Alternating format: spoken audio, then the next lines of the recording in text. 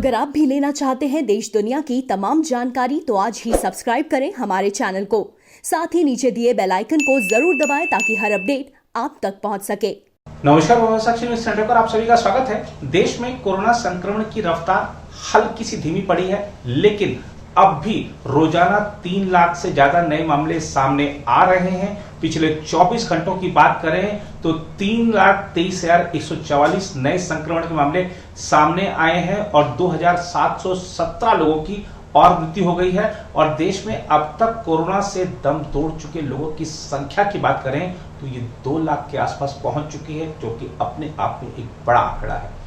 आज की इस रिपोर्ट में कोरोना के ताजा आंकड़ों को आपको बताएंगे, साथ ही दिल्ली में संभल रही स्थिति के बारे में भी चर्चा करेंगे और ये भी बताएंगे कि कैसे दुनिया के देशों ने भारत की मदद के लिए हाथ आगे बढ़ाया है और अमेरिका ने तो अपने सारे दरवाजे भारत के लिए खोल दिए हैं।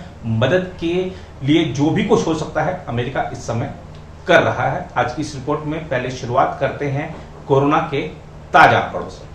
देश में एक दिन में 3,23,144 लोगों के कोरोना वायरस से संक्रमित पाए जाने के बाद संक्रमितों की संख्या बढ़कर 1,76,36,307 हो गई है, जबकि राष्ट्रीय स्तर पर ठीक होने की दर गिरकर 82.54% हो गई है।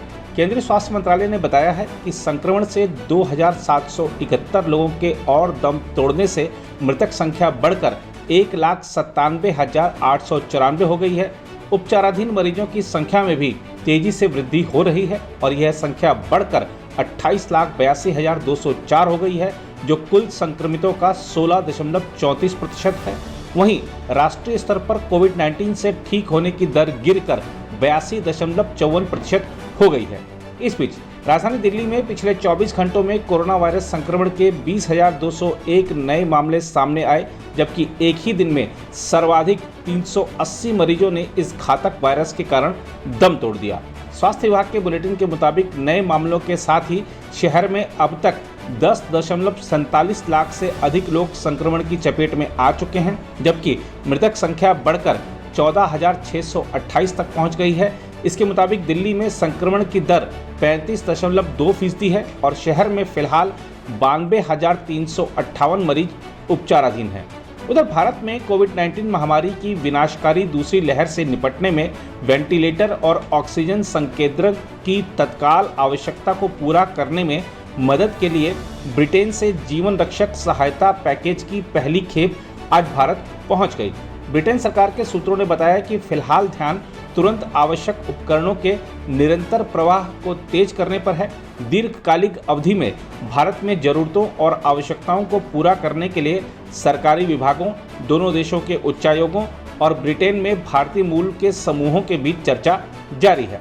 इस बीच फ्रांस ने भी भारत के लिए एकजुटता अभियान की घोषणा की है, जिसके तहत वह कोरोना वायरस वैश्विक महामारी से लड़ने में भारत की मदद के लिए ऑक्सीजन उत्पादन संयंत्र, वेंटिलेटर्स और अन्य चिकित्सा सामान भेजेगा।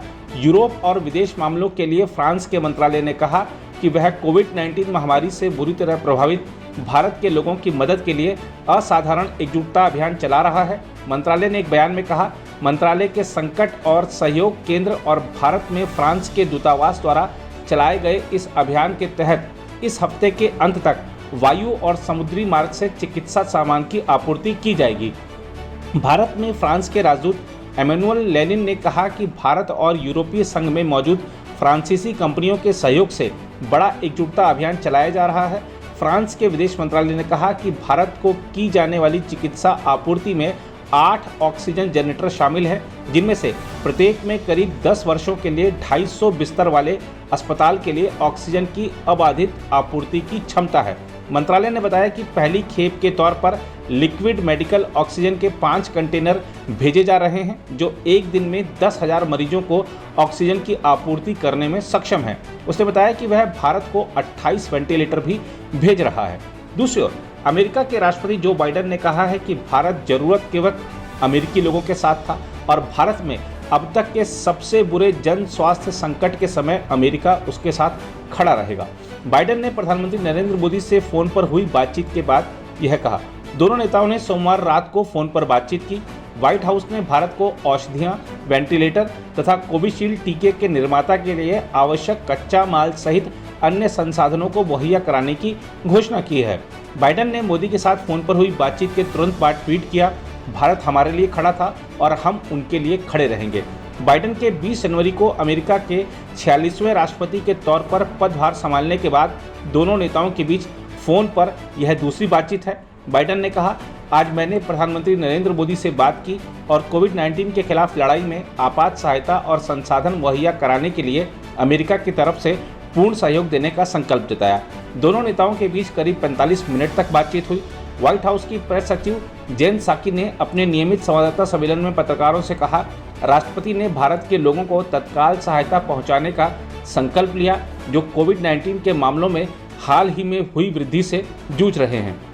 भारत के अनुरोध पर अमेरिका ऑक्सीजन और संबंधित आपूर्ति मुहैया कराने के विकल्पों को तलाश रहा है। उन्होंने कहा, हम भारत में आपात स्थिति पर विचार करते हुए कम आवश्यकता वाले देशों की मदद के लिए जाने वाले जहाज़ों का मार्ग परिवर्तित कर सकते हैं और उम्मीद है कि जल्द ही हमें इस पर और जानकारियां मिलेंगी। उन्होंने बताया कि रक्षा विभाग फील्ड ऑक्सीजन उत्पादन प्रणालियां मुहैया कराने पर भी विचार कर रहा है, जिसका इस्तेमाल अमेरिका ने अपने फील्ड मेडिकल अस्पतालों में किया था।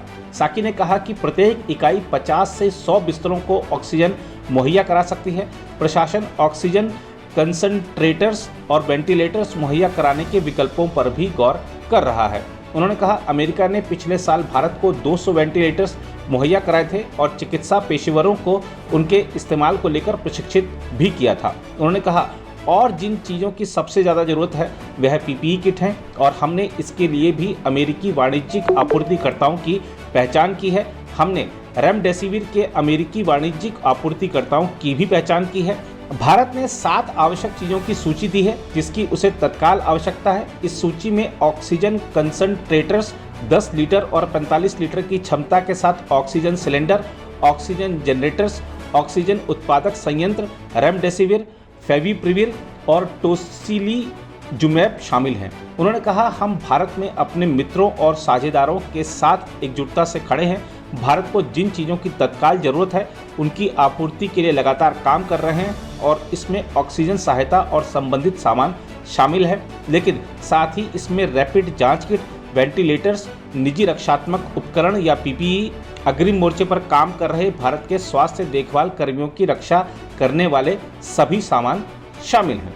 उधर प्रधानमंत्री नरेंद्र मोदी ने मंगलवार को भगवान हनुमान का आशीर्वाद मांगते हुए उम्मीद जताई कि इससे देश को कोविड-19 वैश्विक महामारी के खिलाफ चल रही लड़ाई में मदद मिलेगी। हनुमान जयंती पर लोगों को बधाई देते हुए प्रधानमंत्री मोदी ने ट्वीट किया, हनुमान जयंती का पावन अवसर भगवान हनुमान की करुणा और समर्पण भाव को याद करने का दिन है। मेरी कामना है कि कोरोना वायरस महामारी के खिलाफ जारी लड़ाई में निरंतर उनका आशीर्वाद प्राप्त होता रहे, साथ ही उनके जीवन और आदर्शों से हमेशा प्रेरणा मिलती रहे। आइए आपको लिए चलते हैं मध्य प्रदेश के रतलाम शहर।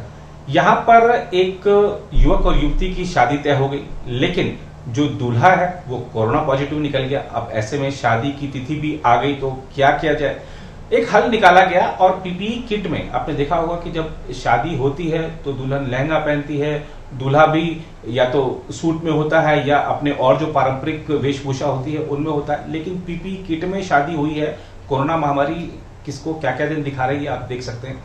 और इस जो ये विवाह हुआ है इसके लिए लोकल जो वहाँ का प्रशासन है उसने अनुमति दे दी थी। मैरिज हॉल में शादी हुई है सादे समारोह में, और जो भी कोरोना की गाइडलाइंस है उनका पालन करते हुए आइए आपको इस अनोखी शादी में लिए चलते हैं।